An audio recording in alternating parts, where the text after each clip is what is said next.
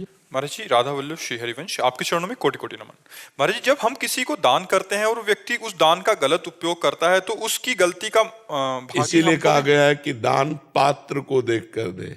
कुछ दान होते हैं जिसमें पात्रता नहीं देखी जाती। जैसे कोई प्यासा है, अब कौन है, हमें कोई मतलब नहीं, पानी पिला देना है। भूखा है, कुछ नहीं देखना कौन है क्या है, कुछ नहीं देखना, भोजन पवा देना। कोई ठंडी में कांप रहा है, कुछ नहीं देखना, उसे वस्त्र दे दो। कोई बीमारी से परेशान है, कुछ नहीं देखना कौन है क्या नहीं, उसकी औषधि करा दो। कुछ ये सेवाएं हैं जो बिना विचार किए कर देनी चाहिए। अब जैसे रुपया देना है, अब होश में, वो रुपए का शराब पिएगा कि व्यभिचार करेगा कि जुआ खेलेगा। अगर वो शराब पीता, व्यभिचार करता है, जुआ खेलता है, तो आप उसके भागीदार बनेंगे, आप भी नरक जाएंगे।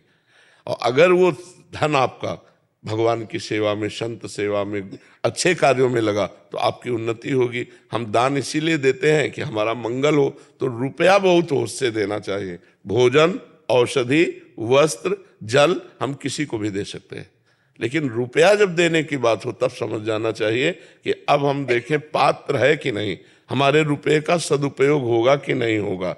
हमें भोजन दे देना है, वस्त्र दे देना, उसको औषधि दे देना है, जल दे देना है, लेकिन रुपया देने में हमें थोड़ा विवेक की जरूरत है।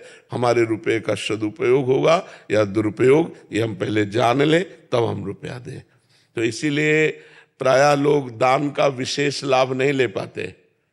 उसमें दो कारण होते हैं। एक तो देहाभिमान होता है कि जो दान दिया उसे छपा दिया, उसे हजारों लोगों के कान तक पहुंच गया तो खत्म आपका पुण्य।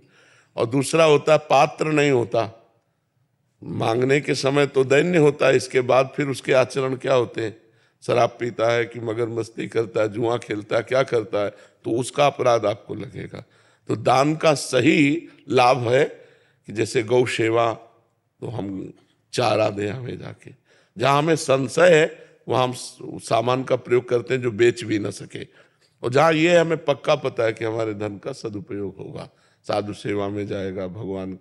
एक बार नैमी सारण्य के स्वामी नारदानंद सरस्वती, तो कानपुर की एक धनी बुढ़िया गई, स्वामी जी मैं बहुत गरीब आदमी हूँ, और वहाँ तो बहुत से संत रहते, सब संतों की सेवा करना चाहती, पर 1 रुपया हमारे पास है। कहा लाओ, 1 रुपया लिया और भंडारी को बुलाया और कहा देखो इसका नमक ले आना और दाल में डाल देना, सब संतों को पाने का हो जाएगा। बुढ़िया सामने में 1 करोड़ रुपया, आज के 40 वर्ष पहले 1 करोड़ रुपया तुरंत ट्रांसफर चेक में, कि हमारे रुपए का सदुपयोग। जब 1 रुपये का सदुपयोग हो सकता है तो 1 करोड़ का कर सकते हैं सदुपयोग। रुपये का सदुपयोग हो, अगर दुरुपयोग हुआ तो दान फिर दुर्गति कराएगा, और सदुपयोग हुआ तो सदगति कराएगा। समझ पा रहे?